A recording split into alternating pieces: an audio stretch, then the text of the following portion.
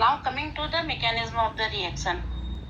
Children, we had already discussed about the elementary and complex reaction. Elementary reactions are those which take place in one step, and complex reactions are those which occur in many steps. One reaction given here, KClO3 plus 6FeSO4 plus 3H2SO4 gives you KCl plus Fe2SO4 whole thrice plus 3H2O.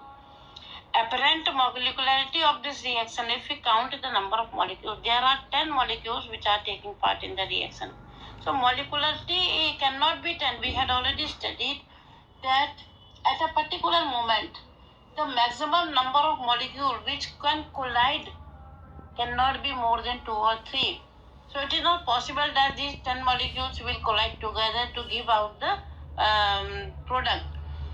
So how these molecules collide in one step, that the reaction proceeds to completion in different steps. These different steps are called the mechanism of the reaction. Such reactions which has molecularity higher than 3 are called complex reaction. And in this complex reaction, there are many steps, and which has their different rate of reaction. Some steps may be very fast, some steps may be very slow.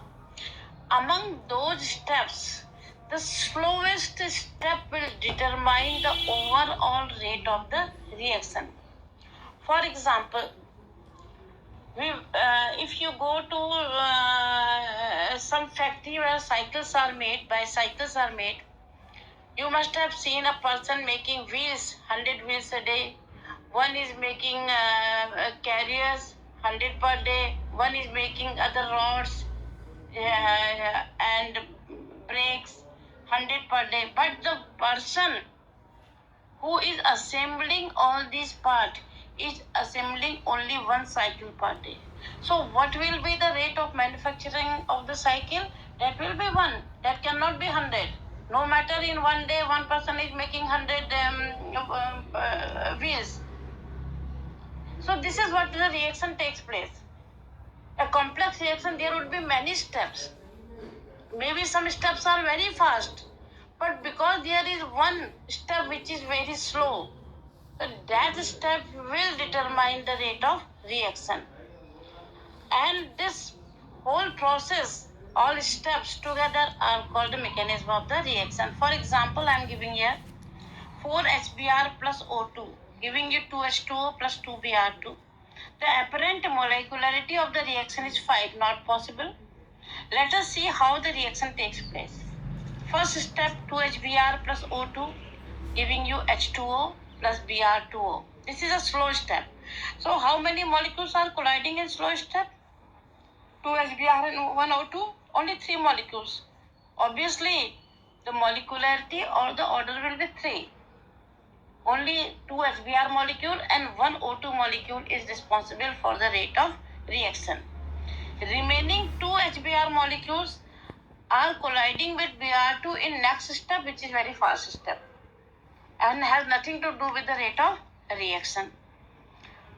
When these 2 steps are added, we get the final equation as the original one.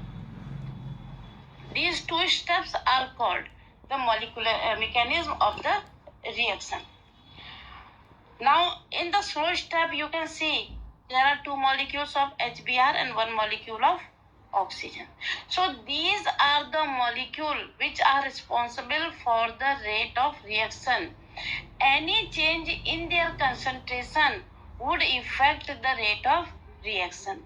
Hence, we can write a rate law for this reaction. How? Rate law is equal to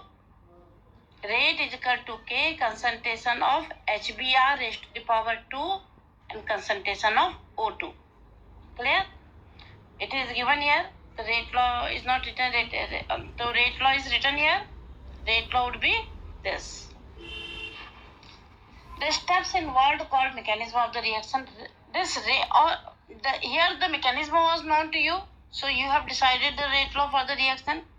But most of the times, rate law is known to us by experimental method. We get to know the rate law, and from the rate law, we predict a mechanism for the reaction. It is just a prediction that reaction might have occurred this way. Like decomposition of hydrogen peroxide in presence of iodide ion alkaline medium to water and oxygen. Here iodide ion is a catalyst, so remains unchanged in the reaction. But when reaction was studied, it was found that the rate is depending on first power of hydrogen peroxide and first power of iodide also. It means it is a catalyst, so it is taking part in the reaction and will be reproduced. That is why it remains unchanged. A rate law is given to here. On the basis of this rate law, we can write the mechanism. So the 2 moles of reactant, that is 1 mole of hydrogen peroxide and 1 mole of iodide ion, will be there in the slowest step. So first we will write the slow step. H2O2 plus iodide ion give you H2O plus iodide ion. That was a slow step because iodide ion is nowhere in the reaction, so it will be consumed in next step. H2O2 plus OI minus will be giving you H2O plus O2 plus iodide ion, which is first step. And overall reaction again is same as that the previous one. So here in this case, in the previous case, mechanism we were knowing, so we had derived the rate law. Here the rate law was given to us from which we have derived the mechanism. I will be giving you some examples in which the rate law is given and you have to derive the mechanism for the reaction. I revise it.